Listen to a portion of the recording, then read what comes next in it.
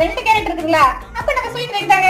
வாங்க, இதுக்கு ரொம்ப தேவைப்படாது. சக்கரை, ஒரு ஆஃப் லெமன், மில்க் பவுடர் ஒரு 2 எடுத்துட்டா போதும். கொஞ்சம் 1 ஸ்பூன் நெய் இருந்தா போதும். பால், அவ்வளவுதான். வாங்க நம்ம செய்ய ஆரம்பிக்கலாம். அரைச்சிக்கலாம். கேரட் எடுத்துக்கிறோம். கொஞ்சமா அதுக்கு பால் சேர்த்து கொஞ்ச நேரம் கொதிக்க விட்டுடலாம். 1 ஸ்பூன் நம்ம நெய் விட்டுட்டு இதெல்லாம் கெட்டியா பேஸ்ட் பதத்துக்கு நம்ம எடுத்து வச்சிடலாம். லெமன் விட்டு நம்ம கேரக்கடை கருவாயில இதெல்லாம் வைக்க எடுத்துக்கலாம். மில்க் பவுடர் ஒரு 2 பாக்கெட் எடுத்து நம்ம கூடவே சக்கரை ஆட் பண்ணி கலந்து வச்சிடலாம். சும்மா பால் ஊற்றி கெட்டியா வச்சிடலாம். ஸ்வீட்டுக்கு தேவையான பாகு காய்ச்சி வச்சிடலாம். கொஞ்ச நேரம் ஆட்டா, அதுக்கப்புறம் நம்ம ஸ்வீட் பண்றதுக்கு ரெடி ஆயிடும்.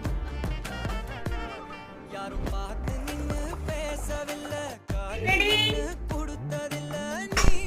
இந்த கார்னிஷிங்க்கு பிஸ்தா ஊத்தலாம். பிடிச்சிருந்தா லைக்